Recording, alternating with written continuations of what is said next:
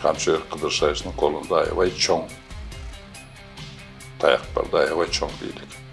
Аны егер ошол таяк менен нары береле туш келди кылган, бул биздин коомго да, биздин мамлекеттин коопсуздугуна чоң коркунуч алып келиши мүмкүн да. Ошондуктан мен ошол берген бийликти этияттанып колдонууду мен чакырып кетет элем. Мисалы, Садыр Жапар башынан келгенде эле аябай чоң милдеттерди мойнуна алып алганда, аябай чоң социалдык, саясий жана башка. Ошонун бардыгын эми колунун келишинче аткарганга аракет кылып атат. Жакшы жактары бул жанагы айлыктын көтөрүп аткандарыбыз бар, келешесин көтөрүп атканы бул жакшы нерсе. Ошол Темиров айтып аткан, көтөрүп аткан темага концентрация кылбай, бийлик ошону туура айтып, туура эмес айтып атат, ошол туура айтып аткан болсо, ошону чечиштин ордуна айтып аткан адамга күчүн жумшап ататтар да. Мындайча айтканда, эгер ошол айтып моундай катачылык десе, эгер оңдоп койсолор, анын айта турган сөзү болбой калат да. Туурабы? Ошондуктан андан кийин ал нөлгө чыгып калат.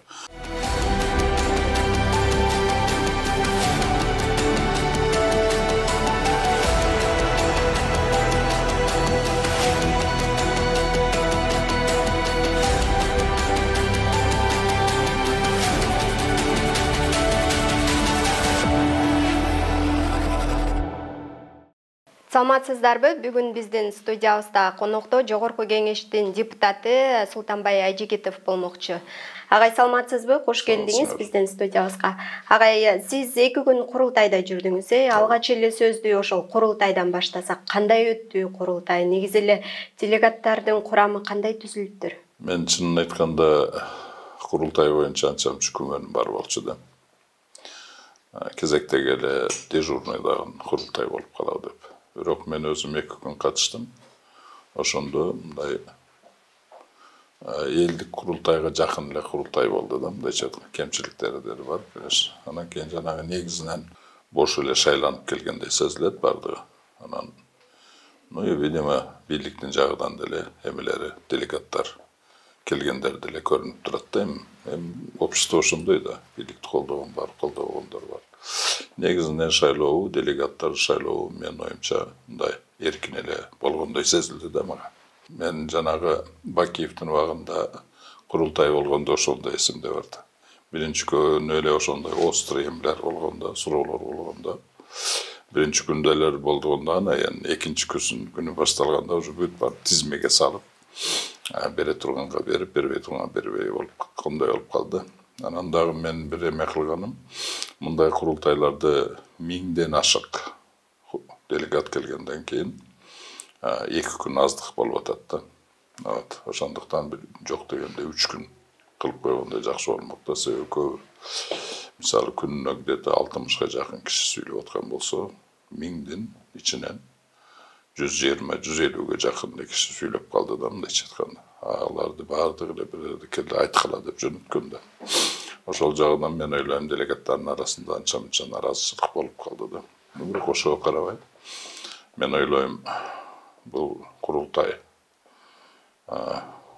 негизинен мындайча болуш керек да. Бул курултай жанагы Медетхан Шеримкулович айткандай, дежурный болбой, экинчиси кош бийлик болбой, мындайча айтканда эл менен бийликтин ортосунда, особенно президенттин ортосунда жакшынакай элдик площадка болуп бериш керек да.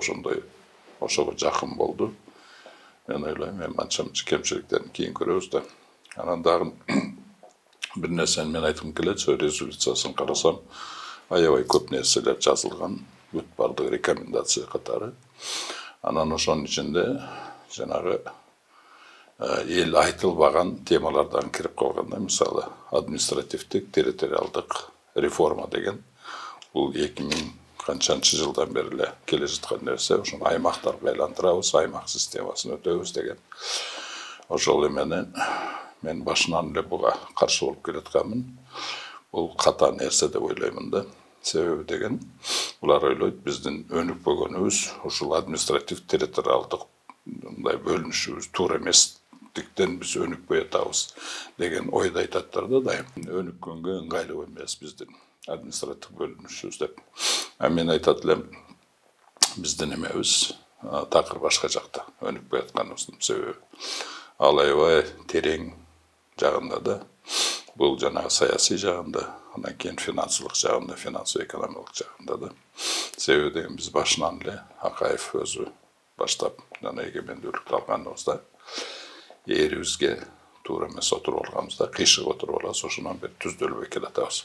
Эми ал башка тема, эгер кааласаңар бул темада кененирээк кийин Ушу өткөн жумада депутат Элвира Сурабалдиева Кемпирабад маселеси боюнча каршы добуш берген депутаттарга карата коркутуулар болуп атат деп жогорку кеңештин жыйынында айтпадыбы?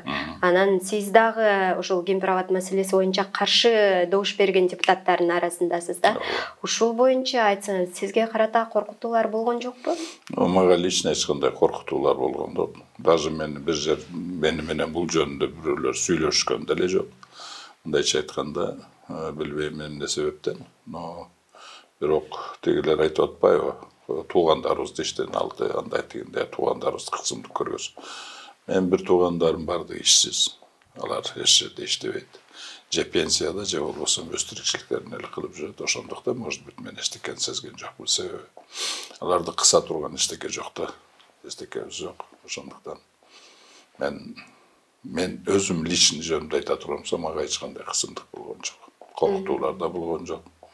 Даже туура эмес кылып койдуң деп эме кылган деле жок. Себеби деген мен башынан эле өзүм позициямды башынан эле айтып келатам да. Мен каршымын деп эле. Ошондуктан анан өздөрү билет, что мен раз каршымын деп айтсам, мени мындай уговаривать этип, андай тигиндей бул бесполезный экенин да билишеби, эч кылып мени тийишкен жок эч ким. Анан ошол эле учурда ушул депутат кабинетинен чыгарылды, Өмүрбек Бакиров. Анан негизи эле ушул депутатка болгон мамиле туурабы ушундай? Бул ойлойм туура эмес. Аны мен эмеде деле айттым. Депутаттын укугу бузулду, ачыктан ачык эле. Ошондуктан бул кылган нерселер туура эмес да. Анан депутат өзүнүн, мындайча айтканда, өзүнүн ишин аткарып, өзүнүн мненияларын, өзүнүн оюн айтып аткан үчүн ага эч кандай кысымдык же болбосо каршылык көрсөтүлүш керек эмес да. Ошол эле учурда ушул жогорку кеңештин төрагасы Нурланбек Шакиевдин ишини дагы мындай сындагандар бар да, ишин. Негизи эле сиз ал кишинин ишине кандай баа бересиз? Азыр ал кишинин ишине баа бергенге эрте. Ал деген эч качан мындай депутатта болгон эмес, эч качан биринчи жолу болду. Тем более сразу келип туруп эле ошол төрага болуп калды. Мен ойлойм, азыр кемчиликтери болсо, ал жанагы тажрыйбасынын жоктугунан деп ойлойм да. Себеби деген негизги төраганын эмеси ошол жерде депутаттардын укугун коргоп, анан кийин негизинен эле бүт бардыгы конституциянын негизинде, мыйзам негизинде боло турганды регулировать этип турган киши да бул. Ошол жагынан мен ойлойм, мүмкүн тажрыйбасы жетишпегендиктен анча-мынча мындай немелер, кемчиликтери бар. Улуттук коопсуздук мамлекеттик комитетинин жетекчиси Камчыбек Ташиевдин депутаттарга болгон мамилесине кандай баа бересиз сиз? Негизи эле ушул учурда мен эми мындай эме дегим келет да, буну жалпысынан эле айтып коеюн, себебиден вактыбыз деле тар. Мен өзүм профессиональный чекесмин. Жогорку окуу жайын бүтүргөн КГБ СССРдин. Ошол КГБ СССРдин жогорку жай окууна бүтүп атканыбызда бизге курстун начальниги бизге мындай деп насаат берген да. Урматтуу коллегалар, силер эми мына колуңарга удостоверение аласыңар барганда. Анан кийин окудуңар, чекист болдуңар. Анан силердин колуңарга чоң таяк берилет. Бул бийлик колуңарда. Ал бийликти өтө мындай этияттык менен колдонуш керек. Ал бийлик, колуңарга берилген бийлик только адамдын укугун коргогонго, мамлекеттин кызыкчылыгын коргогонго, мамлекеттин коопсуздугун коргогонго пайдаланыш керек. Себебиден ар бир силердин катаңар ошол жерде конкретный адамдардын nemesine, tirikçiliğine tasir kıladı. Bir ele kişinin nemesine emes, tirikçiliğine emes, oşolun jakınlarına, tuğanlarına bardığı tasir kıladı. Oşonduktan kokustan bilbey, oşol kişilerin taqdırını buzup koyup oğula, baldarını buzup koyup oğula dep, bizge rядовой operlerge oşontup aytçı da başlaganda çoğun bilik var dep. Al эми ошол спецслужбанын башында турган адамдын колунда анан да чоң таяк бар да. Ошондуктан бизге айтчу эле, ал таяк менен налево направо туш келди, кыйсырата бербегиле бардыгын деп. Андай кыла турган болсоң аябай мамлекеттин коопсуздугуна, адамдардын укугуна жана мамлекеттин коопсуздугуна аябай чоң зыян алып келишиңер мүмкүн деп. Men oşonu aytkım kelet da. Mındayça aytkanda Kamçı Kıdırşayış'ın kolunda aябай çoğun tayak var da aябай çoğun biydik. Anne eğer oşol tayak menen nары berele tuş geldiğine kılgan, bu bizden kovumgu da bizden mamlekettin koopsuzluğuna çoğun korkunç ap gelişi mümkün de oşonduktan men oşol bergen biylikti ehtiyatlanıp koldanoudu men çakırıp gidetlem. Kamçı Kıdırşayış'ta. Азыр ал бийликте кандай колдонуп атат ал киши? Men ойлойм анча-мынча корс колдонуп коюп атат ал бийликти. Мисалы? Мисалы ошол эмеге келип сөгүнгөнү, анан кийин депутаттарга кысым жасаганы, өзүнүн оюн айткан депутаттарга ачык эле кысым жасап атканы бул туура эмес. Бул жерден ошол депутаттардын укугу корголбой калып жатабы? Бул жерде конкретно эгер Бакировдун немесин ала турган болсок, ошол эмелер корголбой атат. Укуктар корголбой калып атат. Жакшы. Анан негизи эле учурдагы бийлик жүргүзүлүп жаткан саясатына кандай баа бересиз? Кандай иштерди алып барып атат? Кандай кемчиликтери болуп атат? Ошол эле учурда кандай жакшы иштерди алып барып атат? Ошолор боюнча кенен токтолуп кетсең. Мен мындай деп ойлойм да, азыркы бийлик, мисалы Садыр Жапаров башынан келгенде эле аябай чоң милдеттерди мойнуна алып алган да. Аябай чоң социалдык, саясий жана башка. Ошонун бардыгын эми колунун келишинче аткарганга аракет кылып атат. Жакшы жактары бул жанагы айлыктын көтөрүп аткандары бар, кирешесин көтөрүп атканы бул жакшы нерсе. Анан көп нерселерге аракет кылып атат. Мен ойлойм, Садыр Жапаров чын дилинен де аракет кылып оңдойм деген ой бар. Бирок мен ойлойм жанагы эме саясатты туура жүргүзүш керек да. Анын үчүн тараптагы адамдары саясатты туура жүргүзүш керек да. Мен эми башка жагын айта албайм. Негизинен мен финанс, экономика жана коопсуздук жактарын эле айтып кетким келет. Негизинен азыр негизги эме бул азыр биринчи кезекте экономиканы көтөрүш керек да. Экономиканы көтөрүш керек. Анан жумушсуздук, кедейчилик, ошондой проблемалар аябай көп да. Себеби деген бул жерде мына өзүңөр көрүп турасыңар, негизги биздин мына мен 94-жылдан бери эки суроого жооп издеп келдим да. Мисалы, эмне үчүн Кыргызстан эгемендүүлүктү алып өнүкпөй атат? Анан ошонун немесин таптырып, причиналарын таптырып, анан кандай кылганда Кыргызстан жөн эле өнүгүү эмес, ылдамдуу өнүгүү жолуна түшөт деген ушул суроолорду 94-жылдан бери изилдеп, 17-жылы так ушул эмеге жооп бар да менде. Эмне үчүн өнүкпөй атат? Биринчиден эмне үчүн өнүкпөй атат дегенде, мен айтып кетпедим, башынан эле, Акаевдин башынан эле биз жерге туура эмес отуруп алганбыз да. Эгемендүүлүктү алганда биз финанс системасын туура эмес түзүп алганбыз, анан шайлоо системасын туура эмес түзүп алганбыз да. Шайлоо системасыны акчанын негизинде түзүп алганбыз. Ошондуктан акча негиздеп, акча чечип аткан болгондуктан жеке менчик акчанын негизинде түзүп алганбыздан шайлоого барган киши, саясатчы болом деген киши биринчи кезекте акча издеш керек да. Акчаны издегенде кимге барат? Акчанын колдо kolda akça var kişilerge barат. Akça bugünkü günde kimde var? Korrupsiyonellerde var, biznesmenlerde var.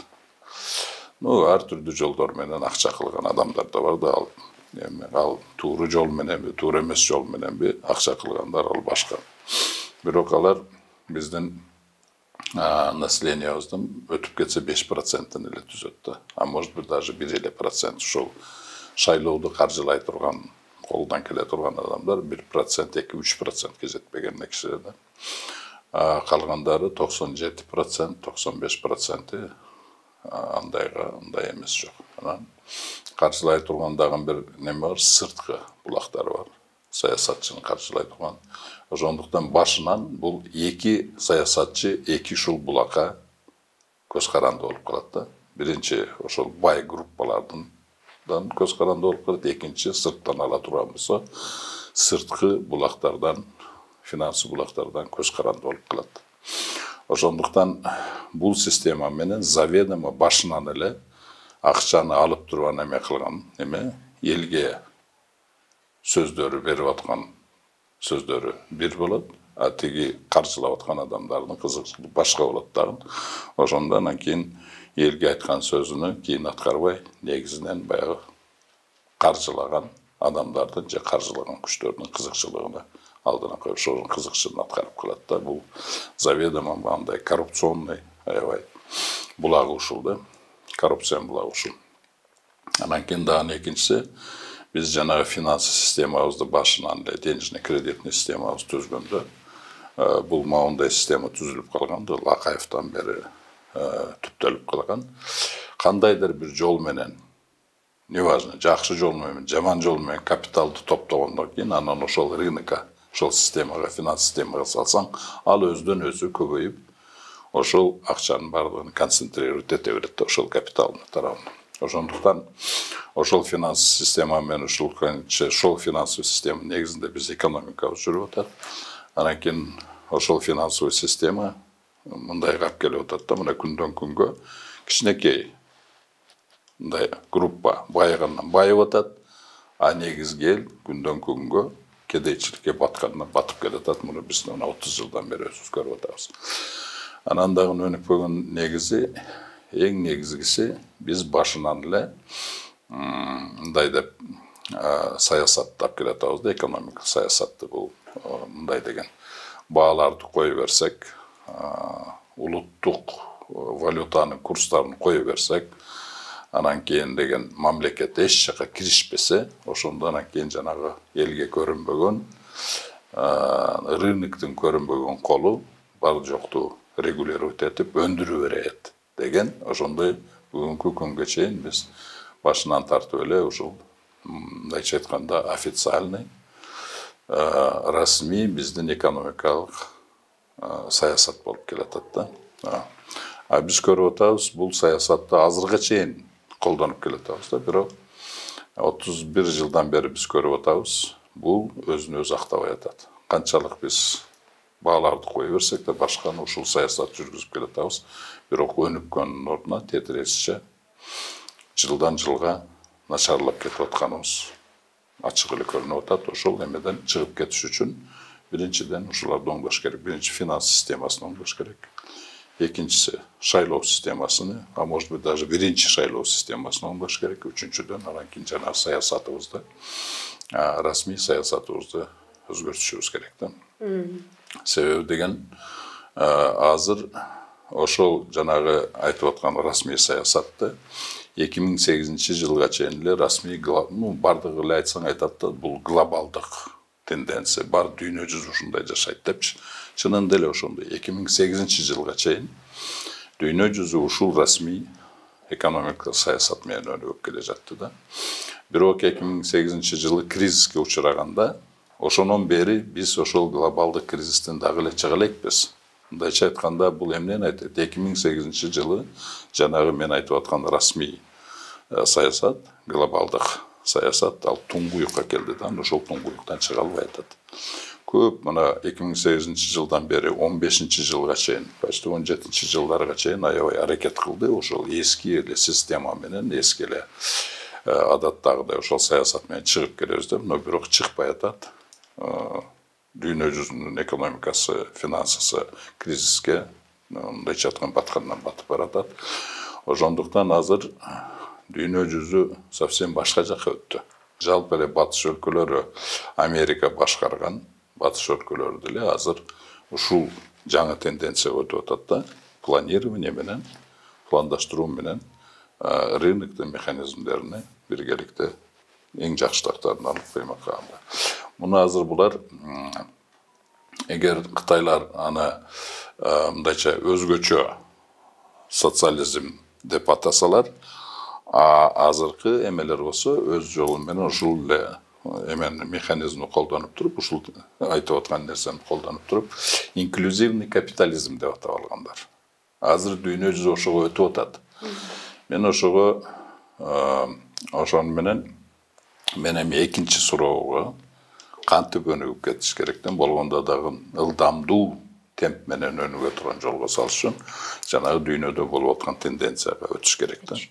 Ошондуктан ошол бул деген эме качан пайда болгон? Бул жаңы болуп аткан азыркы тенденция мына Кытай жүрүп атат ошол жол менен, азыр Индия ошол жол менен өнүгүп атат, Южная Корея, Япония, Америка, Западная Европа бүт барды ошол жолго өтүп атат да. Анын эмеси ал теорияны значит азыркы күндө эме деп коет, интегральное развитие дейт. То есть сочетание социалистического планирования и рыночный механизмдерди да. Муну 60-жылдары эле жанагы СССР менен Американын ортосунда мындай жылуулук пайда болгондо эки мамлекеттин ортосунда мындайча айтканда жаңы жол, мындай достук болуш үчүн бир ортодогу бир жаңы жолду ойлоп, то есть социализмдин жакшы жактарын алып, капитализмдин жакшы жактарын алып туруп, ошону бир теория, өнүгүү теориясын эме кылып, ошону мындайча айтканда азыркы күндө аны интегральный теория деп коет. Анан ал убакта аны теория конвергенция деп койгон. Бирок анан жанагы СССР менен Американын ортосунда мамилелер сууй баштаганда, особенно жанагы эмеде Карибский кризистен кийин ошондо бул теориядан отказ кылып, анан кийин ортодо калып калганда, бирок аны менен заниматься эткен экономист, илимпоздор бардыгы калган да. Ошондо анан кийин Ден Сяопин ошону көрүп, алар таштап койгонду, ошол Америка менен Советский Союздун, СССРдин ошону жанагы интегральный теорияны иштеп чыккан адамдардын бардыгыны Ден Сяопин өзүнө чакырып, ошону ишке ашырып, баштап ишке ашырып коюп анан кийин кеткен да. Биз азыр ошол теориянын негизинде азыр бүт бардыгы өнүгүп атат. Азыр Америкадан бүт барды ошол теорияга келди да, ошол нокка түшүп, ошол жолуну иштеп жүр. Бирок бул али до конца боло элек да, бул эми өтүп аткан нерсе. Ошондуктан мен да айтып атам, бая тезирээк өтөлү буга. Биз деле ошол тенденцияны эртерээк, канчалык эртерээк өтсөк, биз өнүгүп кетебиз депчи. Ошондуктан мен 19-17 жылдан бери ошол теорияны алып туруп, интегральный теорияны алып туруп, биздин Кыргызстандын шартына ыңгайлап туруп, программа түзүп, мына 17 жылдан бери мен биринчи Жээнбековдун эмесиге эме кылып аттым. Андан кийин Атамбаевден баштагам. Бирок Атамбаев көңүл буруп, кийин Жээнбеков да көңүл бурбай, азыр эми мына 2 жылдан бери эмеге да сунуштап келатам да. Сунуштап келатам, бирок 2 жылдан бери аны Садыр Жапаров деле жактырган, Акылбек Жапаров деле жактырган, бирок Садыр Жапаров даже команда берген, ошону пилоттук болсо да Баткен облусунда ошо ишке ашыргыла дегени менен. Бирок 2 жылдан бери мындай жакшы жыйынтык болбой атат да, жакшы түшүнбөй атат. Себеби деген бул теория заманбап бүгүнкү акча теориянын негизинде түзүлгөн теория да. Аны биздин тилекке каршы биздин жанагы правительстводо дагы, эконом развитияда, министерстводо, башка Минфинде деле, даже Национальный банкта деле ушул теорияны жакшы билбегендиктен түшүнбөй атат да мунун бардыгын. Бирок бүгүнкү күндө түшүнүп келди, себеби турмуш өзү заставлять этип атат. Даяр болуп калдыкпы биз ошол теорияны. Ошого даяр болуп, мисалы даярдыгы баштаганга где-то 1 жылдык даярдык керек. Бирок ошол даярдык бүтүп туруп, ишке ашыра баштаганда эле Кыргызстандын эли жылдан жылга эмес, айдан айга тирикчилиги оңолгонун сезе баштайт да. Кечээ мисалы эмеде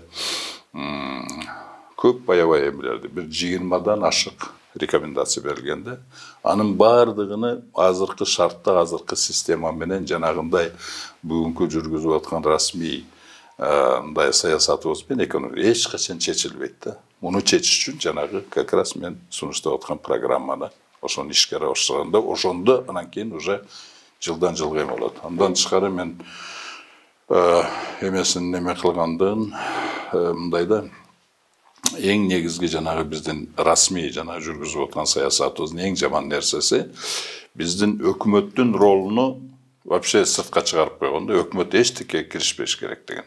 Бирок мындай да только рынок өзү чечет деп. Бирок рынок мындайча айтканда текущий моменттеги, азыркы моменттеги ресурстарды эффективдүү нары бери таштап коет да. Себебен мындай өнүкпөй токтоп калган экономиканын бир четинен өнүгүп аткан четиге ошол механизмдер эффективдүү таштайт да, которуп турат.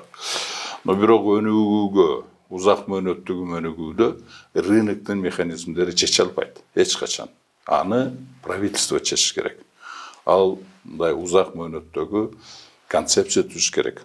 Бир 10 жылдык, 15 жылдык ошол концепциянын негизинде программа түзүш керек. Анан кийин ошол программага, анан кийин жанагы рыночный механизмдерди предпринимательдер ошол багытта иштетиш керек да. Бүт баарын рыночный механизмде акчаларды дагы бүт ресурстарды ошол багытта иштетсе, анан кийин ошондо өнүгүү башталат. Азыр учурда негизи өкмөт кандай иш алып барып атат? Өкмөттүн ишине сиз кандай баа бересиз? Азыр мен өкмөттүн ишине мен мындай канбаймын да. Себеби деген булар жанагы рынок бар жокту чечет деген расмий саясат жеңил да. Эчтеке мен кылыштын кереги жок. Бирде план кылыштын кереги жок. Концепциядай чоң программалардын үстүндө иштештин кереги жок.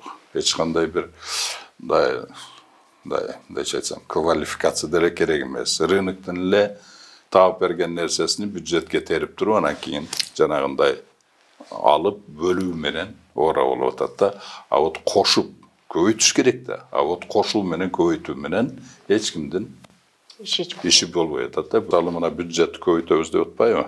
400-кө чыгардык дейт. 400-кө конечно жете элек, ошого аракеттенип ататтар.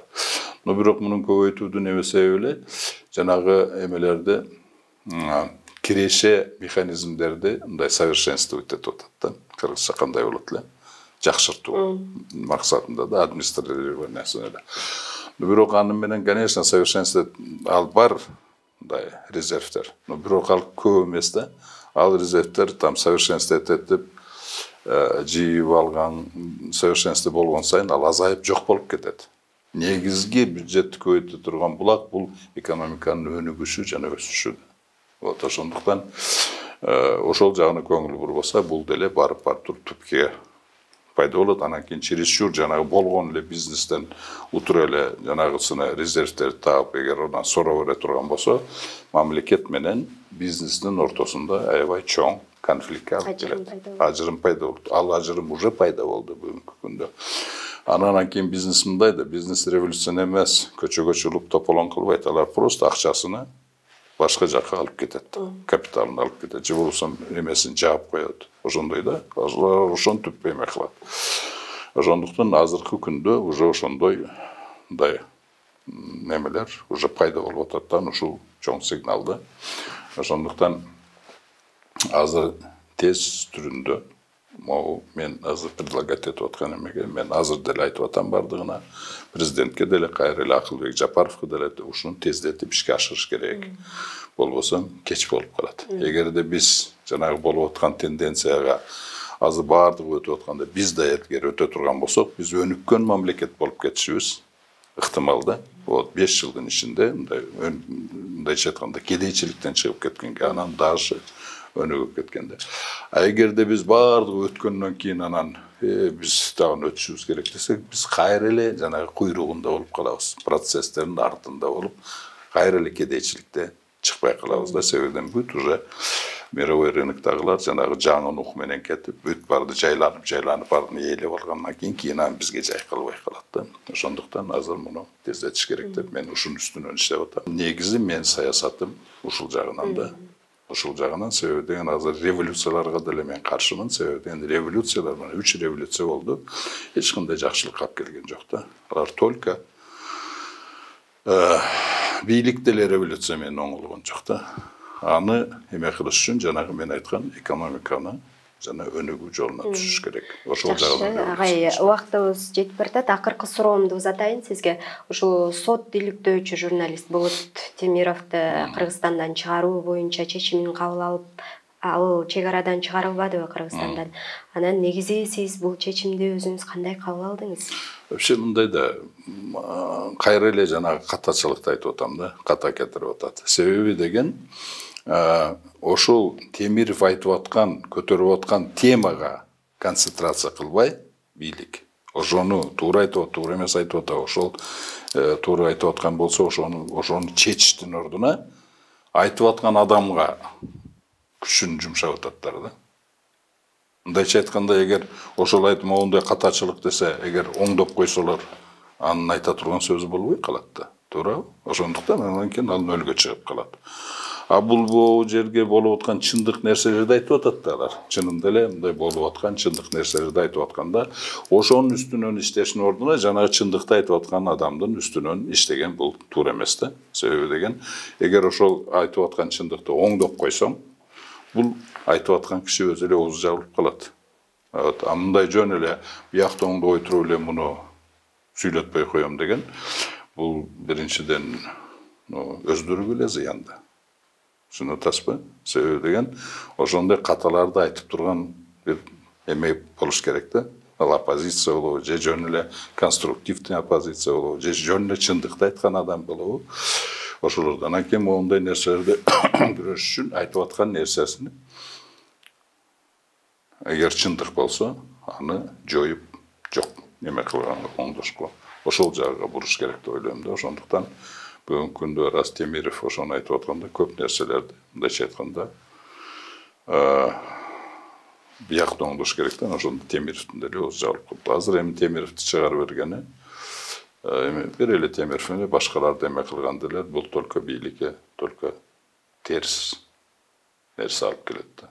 Ошондуктан мен айтып кетерим, дагы эле бийликти туура колдонуш керек да. Бийликти негизинен болуп аткан мынандай проблемалар болобу, кандайдыр задачалар турат, өнүгүү жолу турат. Аябай бизде проблема бар. Ошол жакка буруш керек да.